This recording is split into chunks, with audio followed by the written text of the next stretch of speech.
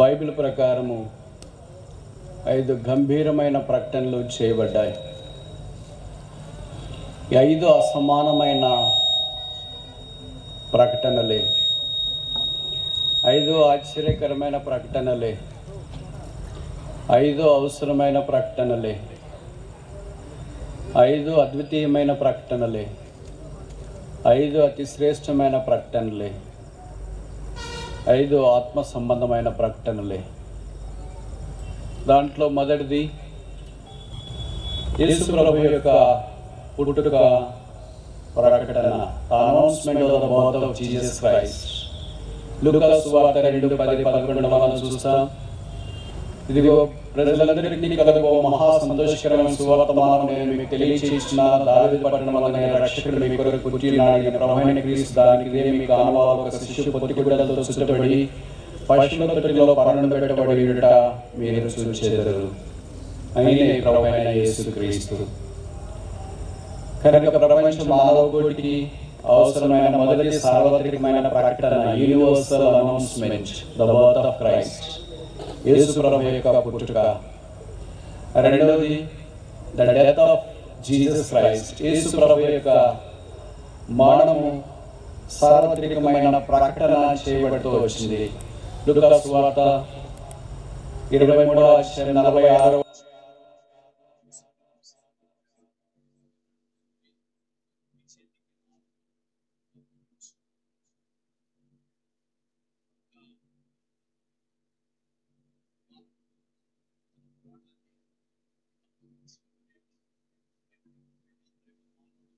క్రీస్తు ప్రభువారు తన ప్రాణాన్ని ఎలాగ అప్పగించిన ఉన్నాడో ఎరిగి అప్పగించిన సంగతి సార్వత్రికమైన ప్రకటన. మూడవది the announcement of his resurrection, Yesu ప్రభు యొక్క పునరుత్థాన ప్రకటన. లూకా సువార్త 24:6 రాయబడింది, he is not here, he is risen. ఆయన ఇక్కడ లేడు, ఆయన లేచి ఉన్నాడు. అదే మత్తయి సువార్త 28 కూడా చెప్పబడింది, హి is not here, he is risen. ఆయన ఇక్కడ లేడు, ఆయన లేచి ఉన్నాడు.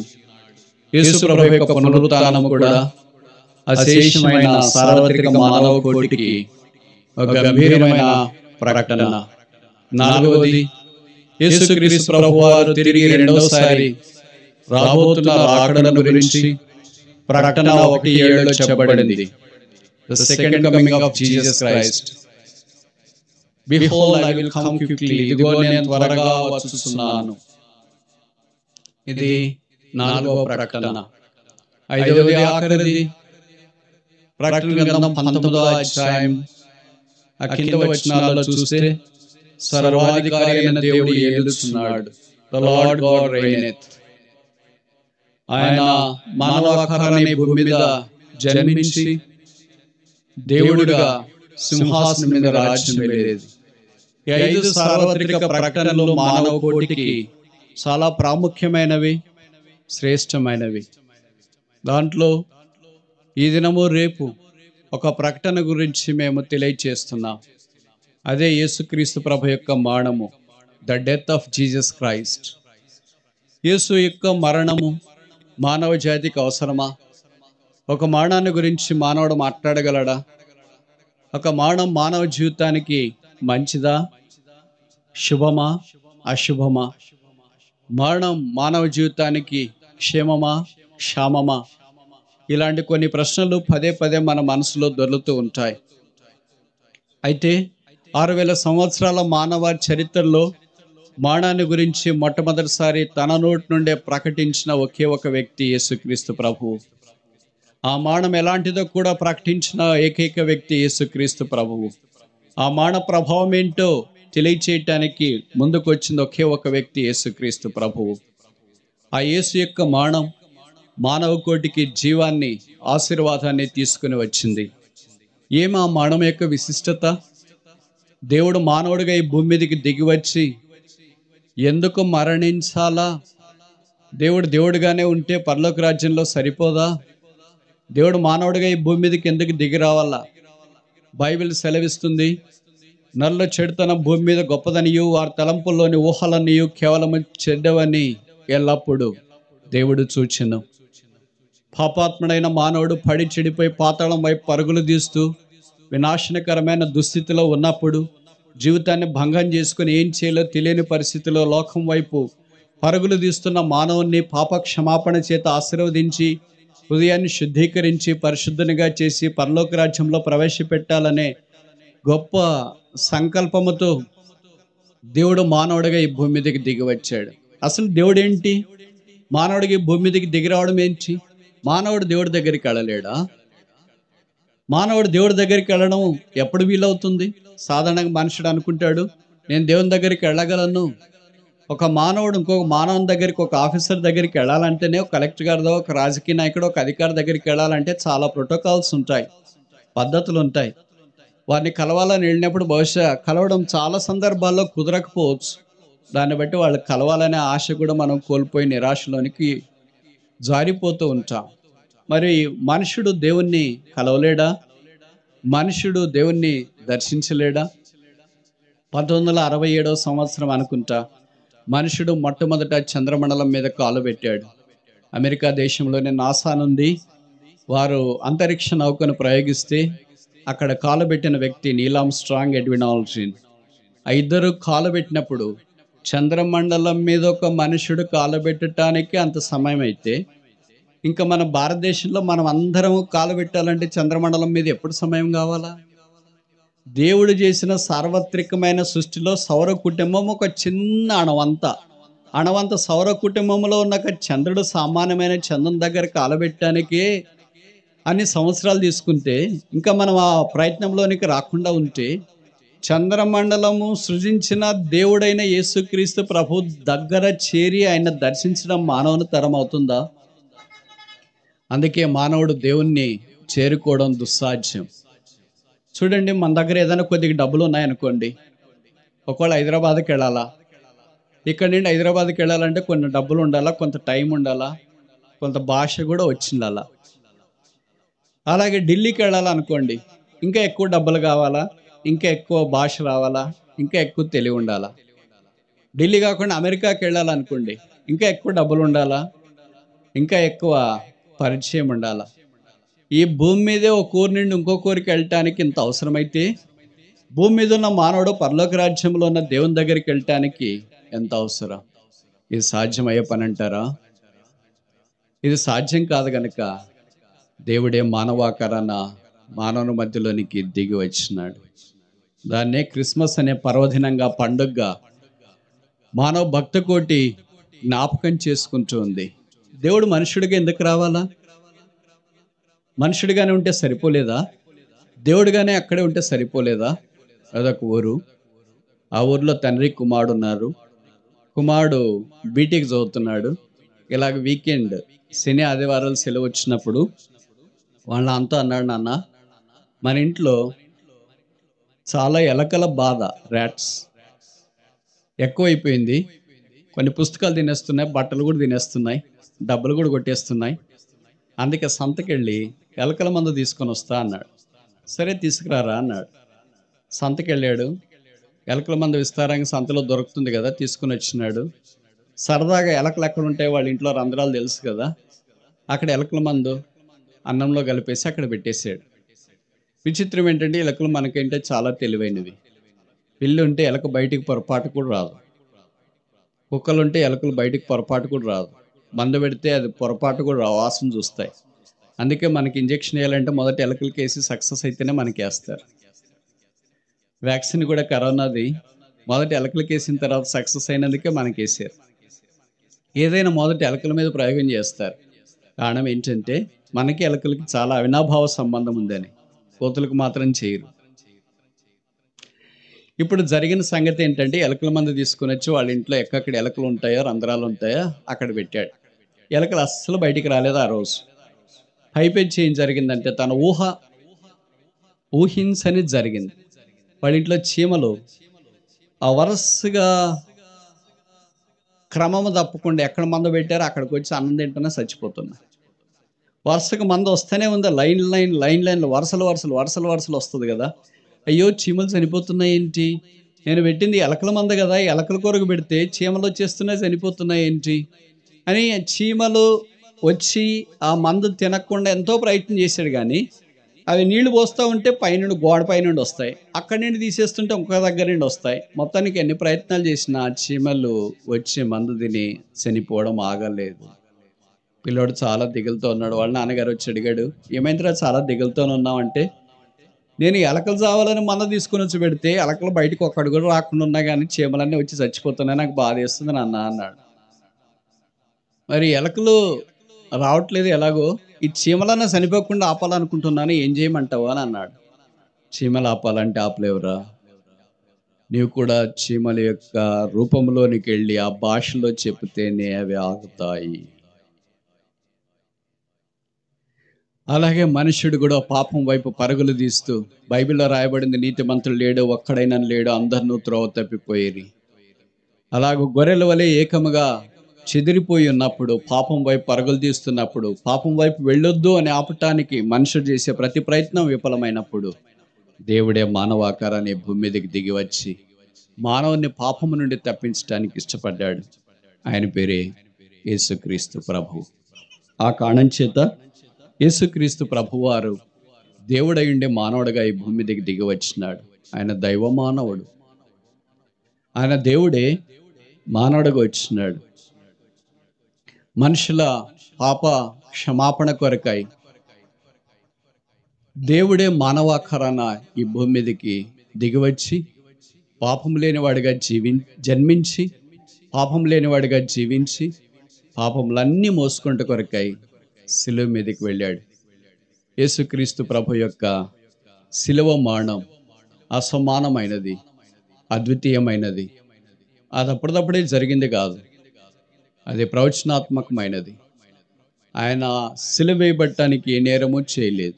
ఆ దినాల్లో రోమీయులు ఓ కాడుగట్టిన నేరస్తునికి విధించే పరాకాష్ట శిక్ష శిలువ. శిలువ మరణానికి సంకేతం. అదొక ఊరు, బహుశా పెద్ద పట్టణం అనుకుంటా. ఆ పట్టణంలో క్రైస్తవులంతా చేరి క్రైస్తవులు అని తెలియటానికి ఒక ఎంబ్లం, ఒక చిహ్నం పెట్టాలా.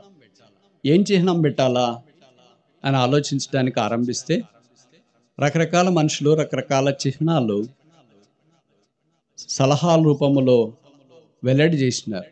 దాంట్లో మొదటిది ఏంటంటే, యేసు ప్రభు జన్మించిన తర్వాత పశువుల తొట్టులో పరండు పెట్టాడు కదా, కనుక పశువుల తొట్టు ఒకటి తయారు చేస్తే బహుశా మీరు క్రైస్తవులని తెలుస్తుంది అన్నారు. రెండవది, కొంతమంది అన్నారు, అది బాగాలేదు, కానీ యేసు ప్రభు పరిచర్యకు రాకమునుపు కొంతకాలం వడ్రంగి పని చేశాడు కదా, కార్పెంటర్స్ డెస్క్, ఆ వడ్రంగి పని చేసింది ఒకటి పెడితే బాగుంటుంది అని అన్నారు. ఇది కూడా బాగలేదు అని అన్నారు. ఇంకా కొంతమంది అన్నారు, యేసు ప్రభు వారు పరిచర్యకు వచ్చిన తర్వాత ఆయా సందర్భాల్లో దోణిలో సముద్రం మీద వాక్యం ప్రకటించినాడు కదా, కనుక ఒక దోణి వేసి క్రైస్తవ చిహ్నం ఇదే అని అంటే బాగుంటుంది అన్నారు. అది బాగాలేదు అన్నారు. కొంతమంది అన్నారు, ఇలా కాదు, ఆయన గొర్రెలు మంచి కాపరి అన్నాడు కదా, ఆయన భుజాల మీద ఒక గొర్రె మోసుకున్నట్లేస్తే ఇది బాగుంటుంది అన్నారు. ఇంకా ఐదవది ఏంటంటే, యేసుక్రీస్తు ప్రభు సిలువ వేయబడ్డాడు కనుక ఆ సిలువ మీద ఒక వ్యక్తి వేలాడదీయబడినట్లు పెడితే బాగుంటుంది అన్నారు. ఆ తర్వాత చరిత్ర నాకంటే మీకు బాగా పరిచయము. ఈ 5 చిహ్నాల్లో మొదటి 4 చిహ్నాలు నిరాకరించింది, 5వ చిహ్నాన్ని క్రైస్తవ లోకం ఎన్నుకుంది, అదే సిలువ. ఎవరైనా మరణాన్ని ఎన్నుకుంటారా? ఎవరైనా మరణాన్ని ఎన్నుకుంటారా? 6000 సంవత్సరాల మానవ చరిత్రలో సిలువ అని కనిపిస్తే ఏం జ్ఞాపకం చేస్తుంది? క్రైస్తవుడని జ్ఞాపకం చేస్తుంది, క్రీస్తు అని జ్ఞాపకం చేస్తుంది. ఆ క్రీస్తు ఆ సిలువ దగ్గరికి ఎందుకు వెళ్ళాడు? మరణించడానికి వెళ్ళాడు. మనందరికి బాగా పరిచయం కదా, మనమంతా భూమి మీద ఎందుకు పుట్టాం? బహుశా ఒక్కొక్క ఉద్దేశంతో పుట్టినామని అనుకుంటాం. చదువుకోవటానికి పుట్టాను, మంచి పని చేసుకోవటానికి పుట్టాను, లేకపోతే రకరకాల గొప్ప కార్యాలు జరిగించడానికి పుట్టాను, ఒక రాజకీయ నాయకుడు కావాలని పుట్టాను, ఒక డాక్టర్, ఒక యాక్టర్ కావాలని పుట్టాను అని అనుకుంటాం. అందుకనే మన ఆయుష్ను వీలైనంత దాకా ఎక్కువగా పొడిగించుకోవడానికి ప్రయత్నం చేస్తాం. ఒకవేళ అనారోగ్య పరిస్థితిలో ఉంటే, మన అమ్మమ్మో నాయనమ్మో ఎవరో చనిపోవటానికి సిద్ధంగా ఉన్నా వాళ్ళ పడక మీదే ఉంటారు, వాళ్ళు ఎక్కువ కాలం బతికినా కూడా ఏమి సహాయం చేయలేరు. వాళ్ళకు కూడా పడక మీద నుండి లేచి వాళ్ళ పని చేసుకోలేరు. అయినా వాళ్ళు బతకాలని వారికి ఆశ ఉంటుంది, మనకు కూడా ఆశ ఉంటుంది. అందుకనే మనం హాస్పిటల్కి తీసుకెళ్తాం. అక్కడ డాక్టర్లు కూడా చెప్తారు, ఇది హోప్లెస్ కేసు, వయసు అయిపోయింది, కోలుకోలేరు, కనుక మీరు అన్ని ఏర్పాట్లు చేసుకోండి భూస్థాపనకని. అయినా అలాంటి వాళ్ళు ఇంట్లో చనిపోతే మనకు బాగుండదు కదా. బాగుండదంటే వేరే వాళ్ళు హాస్పిటల్కి తీసుకెళ్ళలేదని అంటారు కదా. అదేదో హాస్పిటల్లోనే చనిపోతే మంచిది కదా, హాస్పిటల్కి తీసుకెళ్తారు. మనుషులు లోకంలో మనం చూస్తున్నాం కదా, పుట్టేది హాస్పిటల్లోనే పుడుతున్నాడు, చనిపోయేది హాస్పిటల్లోనే చనిపోతున్నాడు. ఒకే ఒక వ్యక్తి యేసుక్రీస్తు ప్రభువారు పుట్టి పశువుల పాకలో పరుండబెట్టబడ్డాడు. ఒకే ఒక వ్యక్తి హాస్పిటల్కి వెళ్లకుండా సిలువలో తన మరణాన్ని గురించి ప్రకటించినాడు. ఆయన పేరే యేసుక్రీస్తు ప్రభు. లోకంలో మనుషుడు బ్రతకాలనే ఆశ కలిగి హాస్పిటల్ దాకా వెళ్ళి, అక్కడ దాకా వెళ్ళిన తర్వాత కూడా బ్రతికేది ఎంత? ఒక రోజు, 2 రోజులు, ఒక వారమో, ఒక మాసం, ఆ తర్వాత అయినా చనిపోతారు కదా. అందుకే ఏదైనా కఠినమైన వ్యాధి వచ్చినప్పుడు డాక్టర్లు చెప్తారు, ఎక్కువ కాలం బతకరండి, తొందరగానే లోకాన్ని విడిచిపెడతారండి, మీరు సిద్ధపడండి అని చెప్తూ ఉంటారు. అది నెల కావచ్చు, 3 నెలలు కావచ్చు, 6 నెలలు కావచ్చు, సంవత్సరం కావచ్చు. మనుషుని యొక్క ఆయుష్ ఎంత అస్థిరంగా ఉందో జ్ఞాపకం చేయబడుతుంది. అంటే మనుష్యుడు తన జీవితాన్ని ఏమీ మంచి చేయకపోయినా, తన వల్ల ఏమీ ఉపయోగం లేకపోయినా కొంతకాలం పెంచుకోవాలని కోరుతాడు. కారణం ఏంటంటే మనిషికి ప్రాణం అంటే తీపి, ఆశ, జీవితం అంటే మక్కువ. ఆ జీవితంలో ఏమి సాధిస్తాడో తెలియదు, కానీ ఎందుకో భూమి మీద నివసించాలనే ఆశ ప్రగాఢంగా ఉంది. 6000 సంవత్సరాల మానవ చరిత్రలో ఒకే ఒక్కడు యేసుక్రీస్తు ఈ భూమి మీద ఎందుకు పుట్టాడో తెలుసా? Jesus is born to die, we are all born to live. మనమందరము బ్రతకటానికి పుట్టాము. యేసొక్కడే చనిపోవటానికి భూమి మీదకి జన్మించినాడు. అందుకే యేసు అసమానమైన చరిత్ర, ప్రేమ కలిగిన వాడు. ఆ కారణాన మానవుని యొక్క పాపాన్ని భరించుట కొరకై ఆయన మరణం అనుభవించాల్సిందే. అది శిలువ మరణం, సామాన్యమైన మరణం కాదు. శిలువ మరణం కఠోరమైనది, శిలువ మరణం నిర్దయమైనది, శిలువ మరణం కష్టమైనది. శిలువ మరణాన్ని మానవుడు ఊహించలేడు. అంత కఠోరమైన శిక్షను దేవుడు మనుషుని కొరకు భరించాల్సిన అవసరం ఏముంది? బైబిల్ సెలవిస్తుంది, దేవుడు లోకమును ఎంతో ప్రేమించును. బైబిల్ సెలవిస్తుంది, రోమాపత్రిక 5వ అధ్యాయంలో రాయబడింది, దేవుడు మన ఎడల తన ప్రేమను వెల్లడిపరుచున్నాడు. ఎట్లనగా మనం ఇంకనూ బలహీనమై ఉండగా, ఎట్లనగా మనం ఇంకనూ పాపలమై ఉండగా, ఎట్లనగా మనం ఇంకనూ శత్రులమై ఉండగా, ఎట్లనగా మనం ఇంకనూ భక్తిహీనులమై ఉండగా, యుక్త కాలమున క్రీస్తు యేసు మన కొరకై చనిపోయాను. యేసు ప్రభు వారు చనిపోవటానికి భూమి మీదకి వచ్చినాడు. అది సామాన్యమైన మరణం కాదు, అది అసాధారణమైన శిలువ మరణం. శిలువ యేసుక్రీస్తు ప్రభు వారు పాపం చేసిన దాన్ని బట్టి పోలేదు, నిర్దోషి. అందుకనే బైబిల్లో రాయబడింది, యేసుక్రీస్తు ప్రభు వారిని బహుశా గురువారం రోజు రాత్రి, ఆ దినాల్లో రోమా అధికారి అయిన పిలాతు దగ్గరికి తీసుకుని వెళ్ళారు. మీరు ఎప్పుడైనా ఒక వ్యక్తిని, నిర్దోషంగా ఉన్న వ్యక్తిని, దోషిగా పరిగణించిన వ్యక్తిని రాత్రిపూట కోర్టులో ప్రవేశపెట్టేది వినింటారా? ఇది చాలా అరుదుగా జరుగుతుంది. పైపెచ్చు రాత్రికి రాత్రే ఆ వ్యక్తి దోషిని తీర్పు తీర్చేది ఎప్పుడైనా ఏ దేశ చరిత్రలోనైనా విన్నారా? ఎంత కరడుగట్టిన పాపాలు చేసినా, ఎంత నీచమైన కార్యాలు చేసినా, ఎన్ని హత్యలు చేసినా, ఆ వ్యక్తి నేను నిర్దోషినని రుజువుపరచుకోవటానికి ఆయనకి చాలా అవకాశాలు ఇస్తారు. ఆయన పక్షాన వాదించడానికి ఉత్తరవాదులు, లాయర్స్, అడ్వకేట్స్ కూడా వస్తారు. వాయిదాలు పడుతూనే ఉంటాయి, కేసు వాయిదాలు పడుతూనే ఉంటాయి. అందుకే తెలుగులో ఒక సామెత ఉంది కదా, కోర్టుకు పోయేదానికంటే కాటికి పోయేది మేలని. వాయిదాలు పడుతూనే ఉంటాయి, ఎందుకంటే వాయిదాల వల్ల ఏమైనా మారతారేమో అని. మారలేదు. కానీ ఒకే ఒక్కడికి, యేసుక్రీస్తు ప్రభు వారికి మాత్రమే రాత్రికి రాత్రే తీర్పు తీర్చినారు. ఆయన నిర్దోషం చెప్పుకోవటానికి అవకాశం లేదు. రాత్రికి రాత్రే ఆ తీర్పు తీర్చి ఉదయాన్నే ఆయన సిలువ వేయటానికి అవసరమేముంది? ఒక రోజు ఆలస్యమైతే, ఒక వారం ఆలస్యమైతే, ఒక మాసం ఆలస్యమైతే, ఒక సంవత్సరం ఆలస్యమైతే ఒరిగిపోదు కదా. కానీ మానవ జాతి దేవుని ప్రేమించి దేవుణ్ణి సిలువకు వెళ్లకుండా ఆపాలని ప్రయత్నం చేయకపోగా ఆ యేసుక్రీస్తు ప్రభువును సిలువకు అప్పగించడానికి మాకుమ్మడిగా ఒంటికాల మీద లేచి ఆ రాత్రి నిద్ర పట్టకుండా వారు తీర్పు కావాలని కోరారు. అందుకే పిలాతు ఎదుట యేసు నుంచినప్పుడు బైబిల్లో మనం చూస్తాం, పిలాతు భార్య ఆ రాత్రి బహుశా నిద్రపోలేదేమో, లేదా కొద్దిసేపు అలాగే నిద్రపోయినట్టు అనిపించిందేమో. ఆమె రాత్రి ఒక కలగనింది, యేసుప్రభు నిర్దోషం తెలిసింది. అందుకనే చీటీ రాసింది. ఆ చీటీ బహుశా వాళ్ళ అటెండర్తో సంస్థానం లేదా జడ్జిమెంట్ సీట్ దగ్గరికి పంపించింది. మీరు ఊహిస్తారా ఏ భార్య అయినా ఒక జడ్జి దగ్గరికి చీట్ రాసి పంపించడం అనేది జరుగుతుందా? It's not legal. అది అలాగే చేయటానికి వీలు లేదు. ప్రపంచ చరిత్రలో ఒకే ఒక జడ్జి భార్య మాత్రమే ఈ నీతిమంతుని జోలికి వెళ్ళొద్దని చీటీ రాసి ధైర్యంగా పంపించగలిగింది. ఇది ఒకవేళ ఏదైనా మాట్లాడుకోవాలంటే భార్య భర్తలు ఇంట్లో మాట్లాడుకోవాలి, కానీ జడ్జి స్థానంలో ఉన్నప్పుడు ఏ భార్య కానీ, తనకు సంబంధించిన అధికారులు కానీ, బంధువులు కానీ, పొరుగువారు కానీ ఎవరు వచ్చి ఆ జడ్జిని ప్రభావితం చేయటానికి వీలు లేదు. అది రాజ్యాంగం. అయితే ఇక్కడ భార్య ఎంత సాహసం చేసిందంటే, తన ప్రాణాలు పెట్టైనా సరే, ప్రాణం పెట్టడానికి సిద్ధపడిన నిర్దోషిని యేసుప్రభు యొక్క ప్రాణాన్ని కాపాడాలని 6000 సంవత్సరాల మానవ చరిత్రలో ఒకే ఒక్క స్త్రీ ప్రయత్నం చేసింది. ఆమె పేరే పిలాతు భార్య.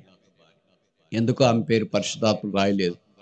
రాసింటే బహుశా చాలామంది స్త్రీలు బిడ్డలు కన్న తర్వాత, ముఖ్యంగా అమ్మాయిని కంటే అదే పేరే పెట్టాలని అనుకున్నాం, కానీ అది కార్యరూపంలో దాల్చలేదు. అలాంటి వీర వనితల ద్వారా క్రైస్తవ సమాజం ఎంతో నేర్చుకోవాల్సిందని ఈ వాక్యం మనకు జ్ఞాపకం చేస్తుంది. బహుశా మీరు ఊహించండి, ఇలాగా సింహాసనం దగ్గర లేదా న్యాయపీఠం దగ్గర జడ్జి పిలాతు కూర్చొని ఉంటే వాళ్ళ అటెండర్ వచ్చి ఒక చీటీ తీసుకొని వస్తే, ఏంటయ్యా ఈ చీటీ అంటే, మేడం పంపించింది సార్ అని అంటే, ఇప్పుడేంటి మేడం పంపించేది రాత్రిపూట? బహుశా ఆయన చీటీ చదవక మునుపు ఏమనుకుని ఉంటాడు? ఏమైనా భార్యకు బాగాలేదేమో, గుండె నొప్పి వచ్చిందేమో, చావు బతుకుల మధ్యలోనే ఉందేమో, ఇబ్బందికరమైన పరిస్థితిలోనే ఉందేమో, బహుశా రకరకాల ఆలోచించుంటాడేమో. ఆ చీటీ చదివిన తర్వాత యేసు నిర్దోషి, ఆయన జోలికి వెళ్ళొద్దు. భర్తను రాత్రిపూట యేసుక్రీస్తు ప్రభువును దోషిని ప్రకటించవద్దని ప్రాధేయపడిన స్త్రీ వీరవనిత పిలాతు భార్య. అందుకే పిలాతు ఒక పాత్ర తిప్పించి పాత్రలో నీళ్లు పోసి చేతులు కడుక్కొని, ఈయన విషయము నేను నిర్దోషిని, ఆ రక్తాపరాధము నా మీద ఉండకుండానుగాక. అప్పుడు చేరి వచ్చిన ప్రజలంతా అన్నారు, మా మీదను మా పిల్లల మీదను ఈ దోషం ఉండునుగాక. మనుషుడు దేవుణ్ణి చంపి దేవుని యొక్క రక్తాన్ని దోషభరితమైనదిగా తన మీద ఉంచుకోవటానికి ఇష్టపడ్డాడు, కానీ ఆ రక్తం ద్వారా కడగబడి పరిశుద్ధపరచబడటానికి ఇష్టపడలేదు. ఎంత విషాదకరమైన సంగతి. మనుషుని యొక్క హృదయం ఈ దినాన ఎలా ప్రభావితం చేయబడిందంటే, దేవుడి దగ్గరికి వస్తున్నట్లే అనిపిస్తున్నాడు, కానీ దేవునికి చాలా దూరంగా ప్రయాణం చేస్తున్నట్లే ఉన్నాడు. అదే మనుషుని యొక్క ఘోరమైన స్థితి. పాపంలో ఉన్న మానవుణ్ణి విడిపించుట కొరకే యేసు ప్రభు వారు ఆ రాత్రి అన్యాయపు తీర్పు పొందినాడు. బైబిల్ సెలవిస్తుంది, ఆయన అన్యాయపు తీర్పు పొందాను. మీరు ఏ రోజైనా ఏ సోషల్ మీడియా, ఏ మీడియాలోనైనా, ఏ న్యూస్ పేపర్లోనైనా, ఏ టెలివిజన్ ఛానల్లోనైనా రాత్రికి రాత్రే ఒక వ్యక్తి నిర్దోషిని దోషిగా చేసి శిక్ష విధించడం అనే చరిత్రలో మీరు ఎప్పుడైనా చదివారా? ఒక బైబిల్లో మాత్రమే చదువుతారు. దోషులమైన మన కొరకై దోషము మోపుబడిన వాడుగా ఉన్నట్లు వాక్యంలో మనం గమనిస్తున్నాం. దోషము యెషయా 53లో రాయబడింది, మన దోషములన్నింటినీ ఆయన భరించింది. లోకంలో దోషం అనే మాట చాలా కఠోరమైనది. ఎవరు ఆ మాట వినటానికి ఇష్టపడరు.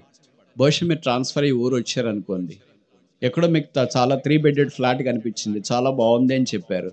బస్ స్టాండ్కి దగ్గర, రైల్వే స్టేషన్ లేదు కదా ఇక్కడ, కనుక పిల్లలకు స్కూల్ దగ్గర అన్ని సదుపాయాలను దగ్గర ఉన్నాయి.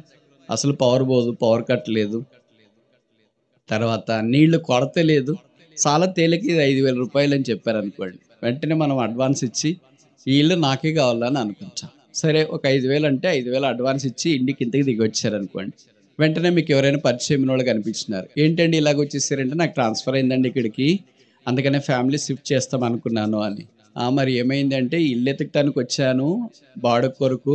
ఇల్లు కనిపించింది, చాలా బాగుంది, చాలా సదుపాయాలు ఉన్నాయి, పవర్ కట్ లేదంట, జనరేటర్ బ్యాకప్ ఉంది, నీళ్ళు ఎప్పుడు 24 గంటలు వస్తాయంట, బస్ స్టాండ్ దగ్గర ఉంది, పిల్లలకు స్కూల్ దగ్గర ఉంది, రైతు బజార్ దగ్గర ఉంది, అన్నీ నేను వెళ్ళినా కూడా నా భార్య స్వతహాగా పనులు చేసుకోగలదు, అన్నీ చాలా బాగున్నాయి, అందుకే 5,000 రూపాయలంటే దొరకదో లేదో అన్నట్టుగా రావరమని ఇచ్చేసానండి అన్నాం అనుకో.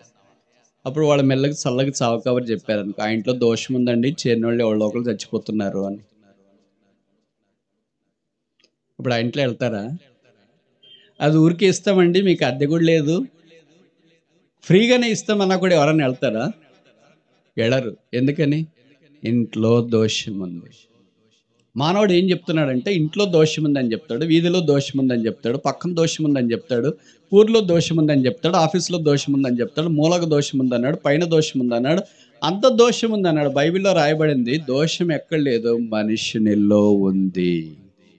మనుషునికున్న నైజం ఏంటంటే, తనలో ఉందని ఒప్పుకోడు, అందుకనే పక్కన దాని అంతటి మీద వేసేస్తాడు. ఊర్లో దోషం అంటే, ఇంట్లో దోషం అంట, అదేంటి వెహికల్లో దోషం అంట, కార్లో దోషం అంట, బండి మీద దోషం అంట, అందుకే మాకు ఇలాగ జరుగుతుందంట అని.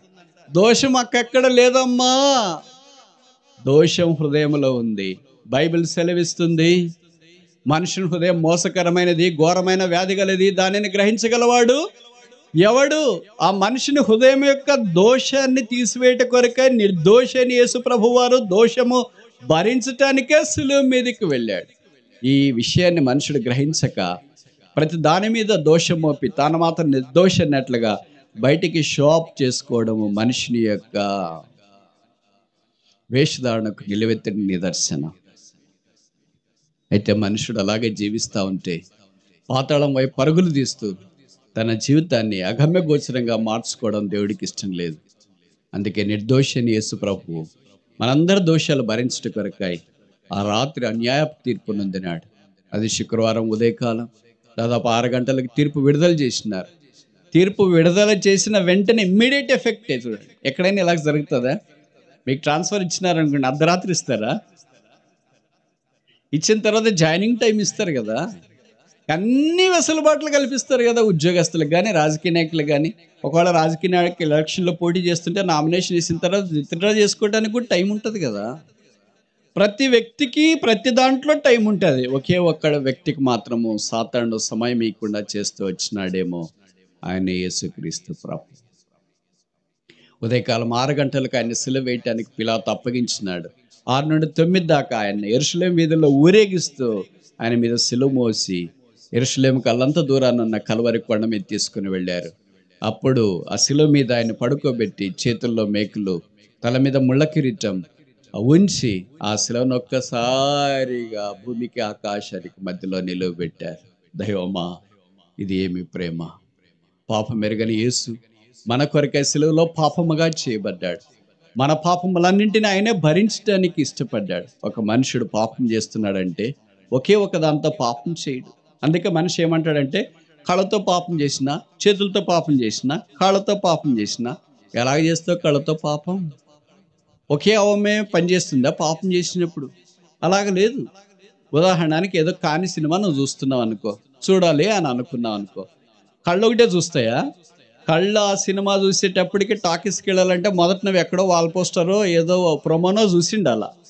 చూసిన తర్వాత వెంటనే అది చూడాలనే ఆలోచన వస్తుంది మొదట, అంటే తల పని చేస్తుంది. ఆలోచన వచ్చిన తర్వాత చూడాలనే మనసుతో బహుశా అక్కడికి వెళతావు, కాళ్ళు పనిచేస్తాయి. వెళ్ళిన తర్వాత టికెట్ తీసుకోవాలి కదా, సినిమా టికెట్. దానికి డబ్బులు ఆన్లైనా, ఫోన్పేనా, ఇప్పుడు ఏమేమో అన్నీ కొత్త కొత్తగా వచ్చినాయి.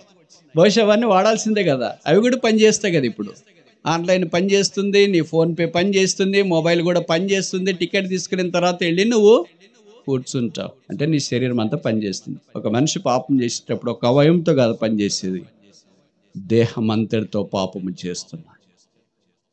అందుకే యేసుప్రభు దేహం అంతా కూడా దెబ్బలే. అందుకే యేసుప్రభు దేహం అంతా రక్తపు గాయమే. ఒక మనిషిని యొక్క పాపము యేసుక్రీస్తు ప్రభు వారు సిలువలో సంపూర్తిగా భరించడం దేవుని దయాపూర్వకమైన సంకల్పం అయి ఉన్నది. అందుకే కొంతమంది చెప్తుంటారు, యేసుప్రభుని సిలువ వేశారు కదా, యేసుప్రభుని సిలువేస్తే 3 మేకలు బిక్కోలేనోడు దేవుడు ఎలాగైతాడో. ఇప్పుడు నేను కొన్ని విషయాలు మీకు చెప్పడానికి ప్రయత్నం చేస్తాను.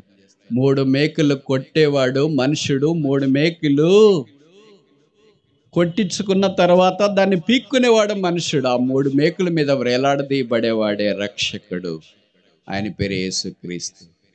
తల మీద ముళ్ళ కిరీటము అల్లేవాడు మనుషుడు, ముళ్ళ కిరీటం ఉంచేవాడు మనుషుడు, ఆ ముళ్ళ కిరీటం మోసుకునేవాడే దేవుడు.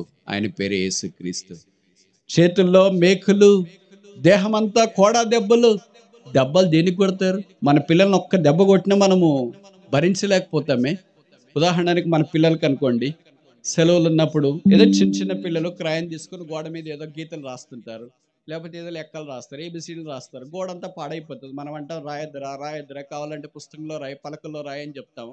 కానీ మనం ఏం చెప్తామో దానికి వ్యతిరేకంగా చేస్తారు పిల్లలు అనేది నాకంటే మీకు బాగా తెలుసు కదా అనుభవపూర్వకంగా. వాళ్ళు రాస్తూ ఉంటే మనకు చాలా కోపం వచ్చి విసుగు వచ్చి ఒక దెబ్బ కొట్టామనుకో చంప మీదే, ఎర్రకి కందిపోయింది అనుకో, ఎందుకంటే అలాగే పుట్టింటారు కదా.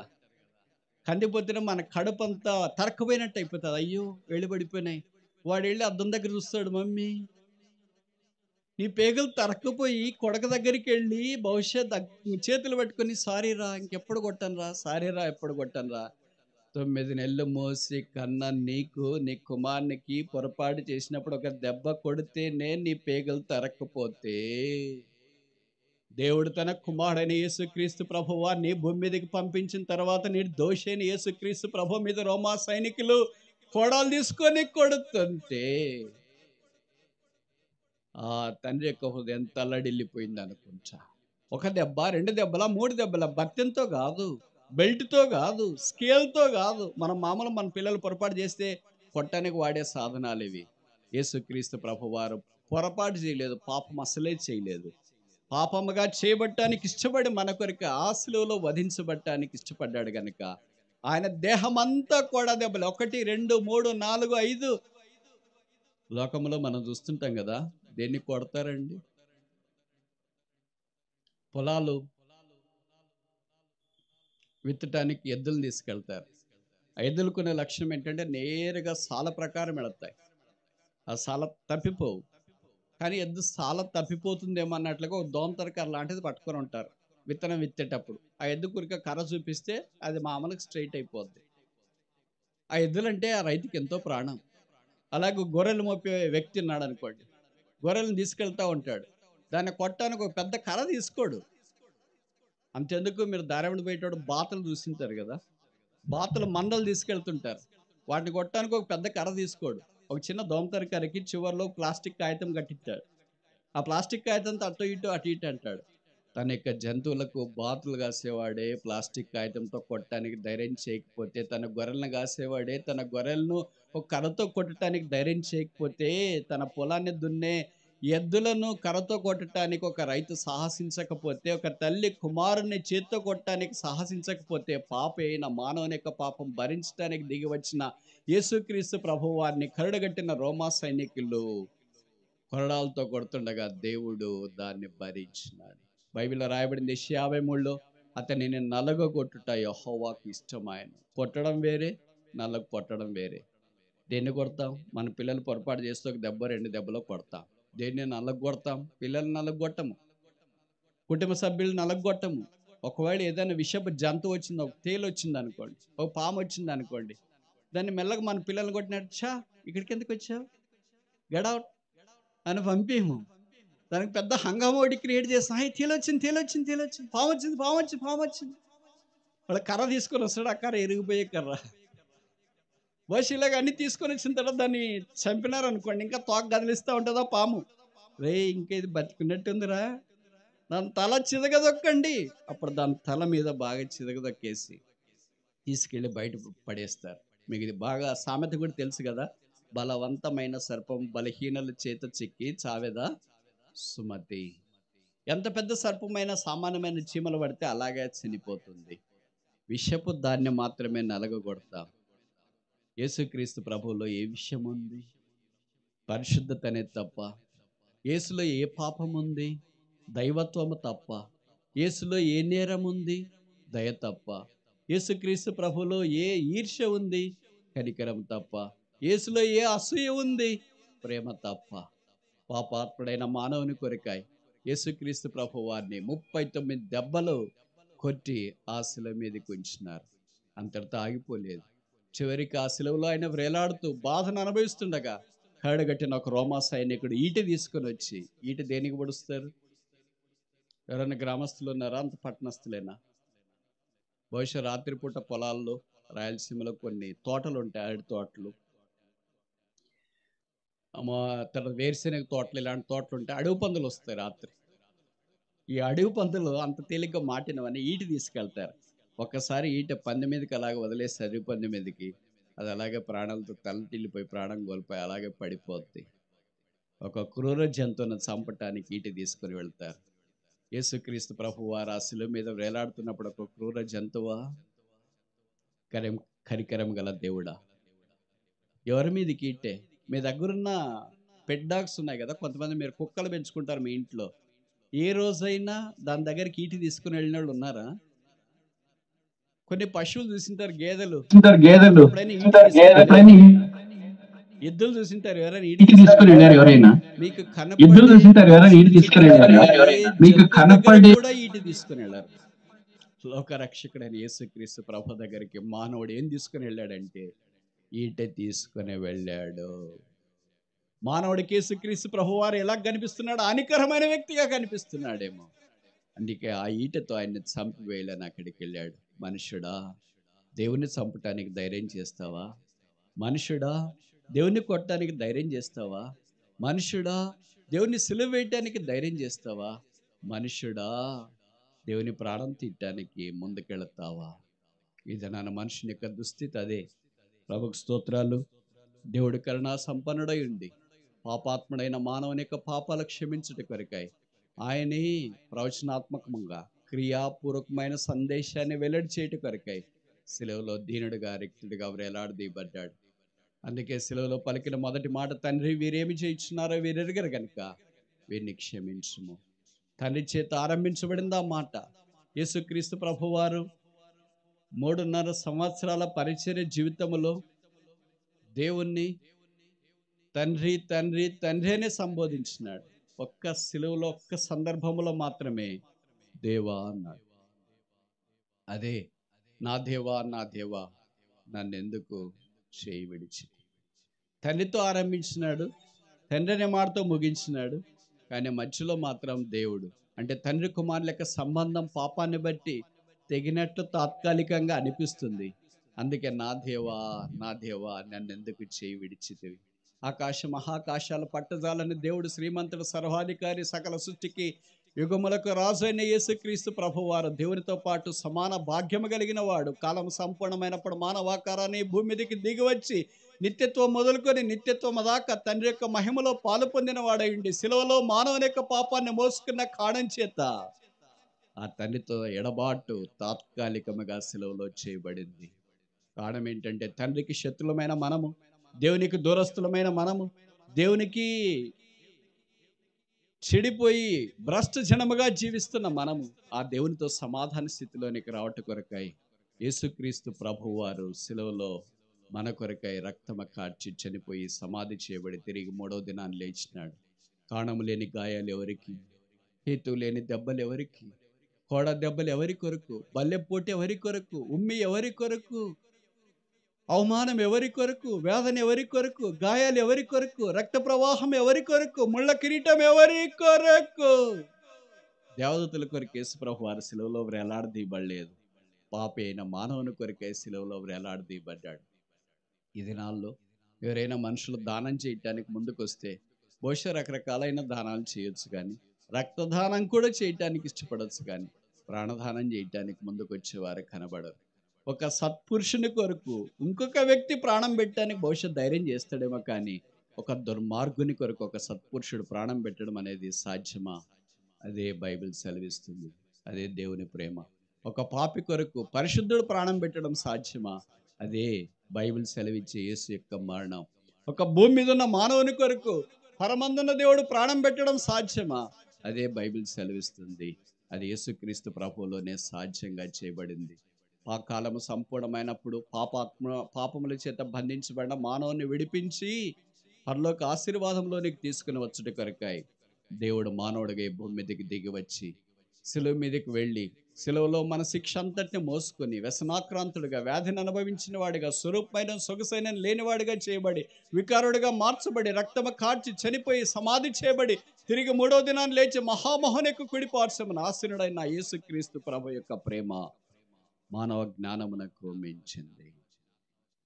అలాంటి ప్రేమకు ప్రతిగా ఈ దినాన మానవుడు తన హృదయాన్ని అర్పించాలని యేసు కోరుతున్నాడు. ప్రాణం అర్పించిన యేసుకు హృదయం అర్పించడం గొప్ప సంగత. ఇంతకంటే మానవుని ప్రేమించే వాళ్ళు ఎవరున్నారు? నిన్ను ప్రేమిస్తే ఎవరైనా నీకు ఒక పూట భోజనం పెడతారేమో, నిన్ను ప్రేమిస్తే ఎవరైనా నీకు ఏదైనా కొంత డబ్బులు సహాయం చేస్తారేమో, నిన్ను ప్రేమిస్తే ఎవరైనా నీకు ఒక జత బట్టలు ఇస్తారేమో, నిన్ను ప్రేమిస్తే ఎవరైనా ఆపదలో ఆదుకుంటారేమో. కానీ నిన్ను ప్రేమించి ప్రాణం పెట్టింది ఒకే ఒక్కడు, ఆయన పేరు యేసుక్రీస్తు ప్రభు. ఇంతకంటే ప్రేమ గలవాడు ఈ భూమి మీద ఎవరైనా ఉన్నారా? ఒక పాపిని ప్రేమించేవాడు, ఒక దుర్మార్గుని ప్రేమించేవాడు, నిరాశ నిస్పృహలో ఉన్న మానవుని ప్రేమించేవాడు, జీవితాన్ని కడిగి శుద్ధీకరించి పరలోక రాజ్యంలో ప్రవేశపెట్టడానికి ఇష్టపడే దేవుడు యేసు. జీవితంలో ఓడిపోయావా? కొట్టిమిట్టాడుతున్నావా? జీవితం అంతా శూన్యంగా నీకు అనిపిస్తుందా? అసలు నేను ఎందుకు బతుకుతున్నాను, నా బతుకు వల్ల లాభమేంటి అని బహుశా కొట్టిమిట్టాడుతూ జీవితం యొక్క గమ్యాన్ని కోల్పోయి ఏం చేయాలో దిక్కు తెలియక ఆత్మహత్య చేసుకోవడమే సరైనమని అనుకుంటున్నావా? ఈ రాత్రి నీ జవాబు ఏంటి? ఒక చిన్న కథ చెప్పి నేను ముగించడానికి ప్రయత్నం చేస్తా. అదొక ఊరు. ఆ ఊర్లో తండ్రి కుమారుడు ఉన్నాడు. ఆ కుమారుడు బీటెక్ చదువుతున్నాడు. ఇలాంటి వీకెండ్ వచ్చింది. వాళ్ళ నాన్న దగ్గరికి కుమారుడు వెళ్ళాడు. నాన్న, వీకెండ్ వచ్చింది కదా, శని ఆదివారం సెలవు కదా, మనం ఎక్కడైనా బయటికి సరదాగా వెళదామంటే సరే వెళదామా అని అన్నాడు. వారికి అల్లంత దూరాన్ని ఒక సముద్రం ఉంది, బీచ్. సముద్ర తీరం దగ్గరికి వెళదాం అనుకున్నాడు. సరే శనివారం ఉదయాన్నే లేచి బయలుదేరి వెళ్ళేటప్పుడు కుమారుడు అన్నాడు, నాన్న నేను అక్కడైతే నాకు బోర్ కొడుతుంది, మా ఫ్రెండ్ కూడా ఉన్నాడు, వాడిని కూడా నేను పిలుస్తా, నేను మా ఫ్రెండ్ ఇద్దరు కలిసి ఆడుకుంటూ ఉంటాం, నువ్వు మమ్మల్ని బాగా మానిటర్ చేస్తూ ఉండు అని అన్నాడు. సరేనా, మీ ఫ్రెండ్ని కూడా పిలుచుకో అన్నాడు.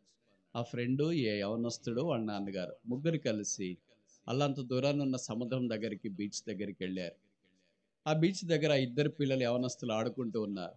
ఉన్నట్టుండి ఏమైందంటే రాకసి అలలు వారు ఆ బీచ్లో ఆడుకుంటుండగా వారి మీదకి దాడి చేసి వారిని లాక్కుని లోపలికి వెళ్ళిపోయి ఇప్పుడు కేకలు వేస్తున్నారు అక్కడి నుండి, సముద్రం అలల్లో నుండి, నాన్న డాడీ సేవ్ మీ, నాన్న రక్షించు, నాన్న రక్షించు, నాన్న రక్షించు. తండ్రి ఒక్కసారిగా ఉలిక్కిపడి లేచి, ఎక్కడున్నాడు కొడుకు?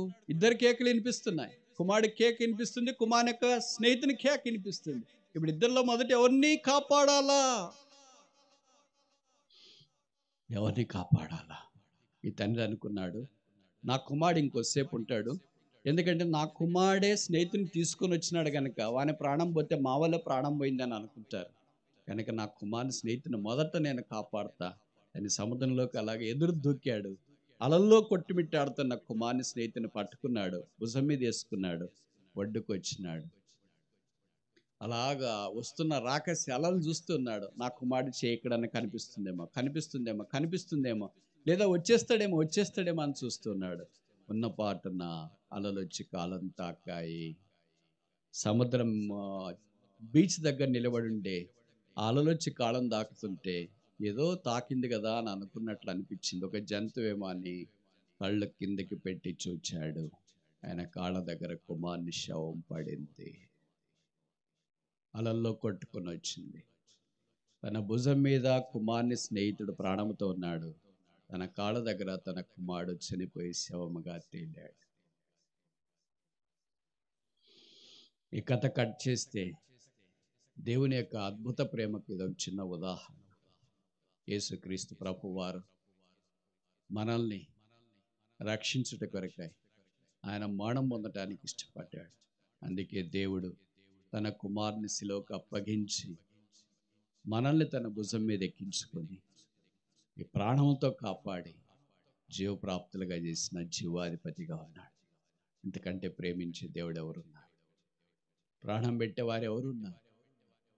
జీవితాన్ని మార్చేవారు ఎవరున్నారు? పాపలను క్షమించేవారు ఎవరున్నారు? పాపికి సమాధానం నెమ్మదిచ్చేవారు ఎవరున్నారు? పాపిని పరలోకానికి తీసుకుని వెళ్ళేవారు ఎవరున్నారు?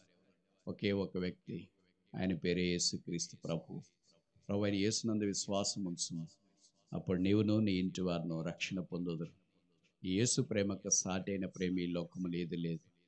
యేసు ప్రేమ నిత్యమైనది, శాశ్వతమైనది, కల్వరి ప్రేమ, నిస్వార్థమైనది, దైవిక ప్రేమ, సదాకాలం ఉండేది, పరసంబంధమైనది, ఆధ్యాత్మికమైనది, అసమానమైనది, తెగిపోని ప్రేమ. అదే సిలువ ప్రేమ. ఈ రాత్రి ఆ సిలువ దగ్గరికి వచ్చి, యేసు ప్రభువా, ఆ ప్రేమ నాకు కావాలి, యేసు నా హృదయంలోనికి రా, నా జీవితాన్ని కూడా మార్చు అని యేసుని వేడుకుంటే నీ జీవితం మార్చబడుతుంది. ఈ సిలువ వేయబడిన యేసు నీకొద్దా? కళ్ళు మూయండి, ప్రార్థన చేస్తాం.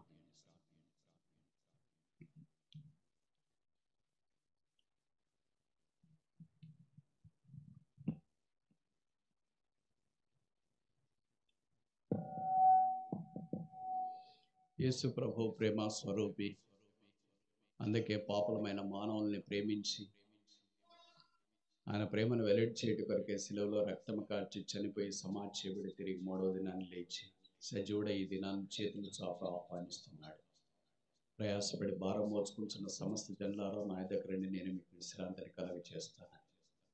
బహుశా ఇక్కడ ఇంత భారంతో వచ్చాము, వేదంతో వచ్చాము, జీవితంలో ఓడిపోయి వచ్చాము, సోలిపోయి వచ్చాము, సమస్యలు వచ్చాము, డస్సిపోయి వచ్చాము, కృంగిపోయి వచ్చాము.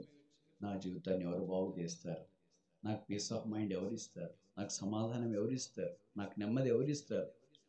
నా కుటుంబ జీవితాన్ని ఎవరు బాగు చేస్తారు? నా బతికింతేనా? నాకు నిరీక్షణ లేదా?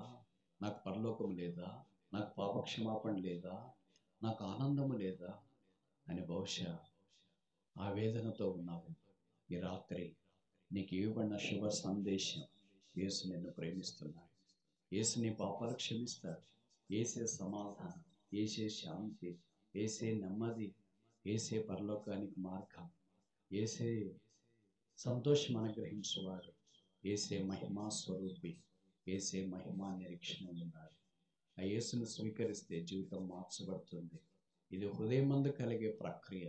యేసు ప్రభువా, నేను పాపిని, నా పాపాలు క్షమించు, నన్ను పరలోక రాజ్యంలో చేర్చుకో. ఈ చిన్న మాటలు నీ హృదయమందు విశ్వాసం ఉంచి నోటితో ఒప్పుకుంటే నువ్వు రక్షింపబడతావు. బైబిల్ అలా సెలవిస్తుంది. ఎవరైనా యేసును అంగీకరించాలని కోరి తీర్మానం చేసుకుని ఉంటే, మేము మీ కొరకు ప్రార్థించాలని మీరు ఇష్టపడితే మీ కుడి చేతిని తలకు పైగా కనబడేటట్టు ఎత్తి ఉంచండి. మేము మీ కొరకు ప్రార్థించడానికి వీలుగా మీ దగ్గరకు ఒక డెసిషన్ కార్డు తీసుకొని వస్తారు. బ్రదర్స్, సిస్టర్స్, వాలంటీర్స్ కొంతమంది డెసిషన్ కార్డ్స్ తీసుకొని దయచేసి అలాగ ప్రార్థన సహాయం కోరిన వారికి అందుబాటులో ఉండాలని మనం చేస్తున్నాం. ఎవరైనా ఎక్కడైనా ఉన్నారు? యేసు ప్రభువా, నా హృదయంలోనికి రా, నా పాపాలు క్షమించు. సిస్టర్స్ వైపు, బ్రదర్స్ వైపు చెప్పులు తీసేసి నేరుగా లేచి బయటికి భక్తితో వెళ్ళండి.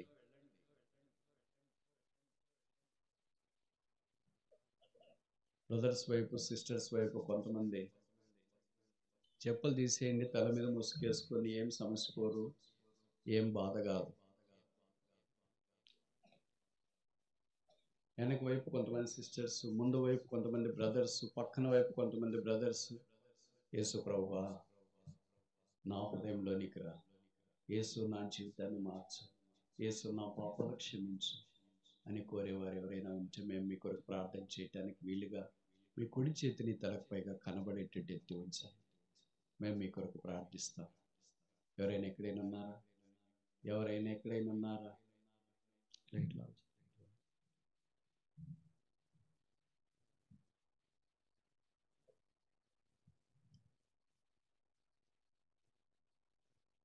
ఎవరైనా ఎక్కడైనా ఉన్నారా? యేసు ప్రభువా, నా పాపాలు క్షమించు, నా హృదయంలోనికి రా, నా జీవితాన్ని మార్చు, నన్ను పరలోక రాజ్యంలో ప్రవేశపెట్టు అని తీర్మానం చేసుకొని మేము మీ కొరకు ప్రార్థన చేయాలని కోరితే మీ కుడి చేతిని తలకు పైగా కనబడేటట్టు ఎత్తి వచ్చు. ఎవరైనా ఎక్కడైనా ఉన్నారు? మిగతా కళ్ళు మూసుకోండి. కళ్ళు మూసుకోండి, ఉదయం తెరవండి. కళ్ళు మూసుకోండి, ఉదయం తెరవండి. రేషన్ కార్డు తీసుకున్న వాళ్ళు ఛేదించాలి. రేషన్ కార్డు తీసుకున్న వాళ్ళు ఛేదించాలి. కార్డు తీసుకున్న వాళ్ళు ఛేదించాలి. కార్డు తీసుకున్న వాళ్ళు ఛేదించండి. ఇంకా ఎవరైనా? ఇంకా ఎవరైనా? ఇంకెవరైనా ముందు వెనక కుర్చీలో కూర్చున్నవారు, పార్కింగ్ లాట్లో ఉన్నవారు, మీరు ఎక్కడున్నా సరే యేసును స్వీకరించాలని కోరితే, యేసు ప్రభువా నా హృదయంలోనికి రా అని మీరు ప్రార్థన చేస్తే మేము మీ కొరకు ప్రార్థన చేయడానికి వీలుగా మీ కుడి చేతిని తలపైగా కనబడేటట్టు ఎత్తి ఉంచండి. ఇంకెవరైనా ఇంకెక్కడైనా ఎవరైనా ఎవరైనా ఇంకెవరైనా కార్డు తీసుకున్న వాళ్ళు ఛేదించండి. కార్డు తీసుకున్న వాళ్ళు ఛేదించండి. బ్రదర్స్ వైపు ఎవరైనా ఎక్కడైనా ఉన్నారా? దేవుని అనుగ్రహ ఐశ్వర్యం మాన మనసు పొందుటకు నేను ప్రేరేపించుతాన్ని ఎరగక ఆయన సహనాన్ని దీర్ఘశాంతాన్ని తృణీకరించడానికి ధైర్యం చేయొద్దు. యేసు నా హృదయంలోనికి రా. ఇప్పటిదాకా జీవితంలో ఓడిపోయావు, సోలిపోయావు, డస్సిపోయావు, సొమ్మసిల్లిపోయావు, నిరీక్షణ లేకుండా జీవిస్తున్నావు. ఈ రాత్రి ప్రేమగల రక్షకుడు యేసు నిన్ను ఆహ్వానిస్తున్నాడు. యేసుని స్వీకరించడం నీకు ఇష్టమేనా? యేసు నా హృదయంలోనికి రా, నా పాపాలు క్షమించు, నా జీవితాన్ని మార్చు అని ప్రార్థన చేసుకున్న వాళ్ళు ఎవరైనా ఉంటే మేము మీ కొరకు ప్రార్థన చేయటానికి వీలుగా మీ కుడి చేతిని తలపైకి కనబడేటట్టు ఎత్తి ఉంచండి. మేము మీ కొరకు ప్రార్థిస్తాం. ఎవరైనా ఎక్కడైనా ఉన్నారా?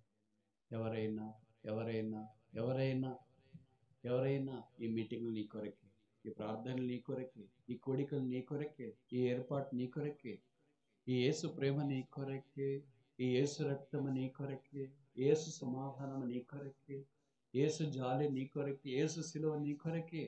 ఆ యేసు నిరాకరించి ఎలా ఖాళీగా వచ్చావో అలా ఖాళీగా ఇక్కడి నుండి వెళ్ళొద్దని మనం చేస్తున్నాం. ప్రభువైన యేసునందు విశ్వాసం ఉంచున్నాం. అప్పుడు నీవు నుండి ఇంటి వారిని రక్షణ పొందేదారు.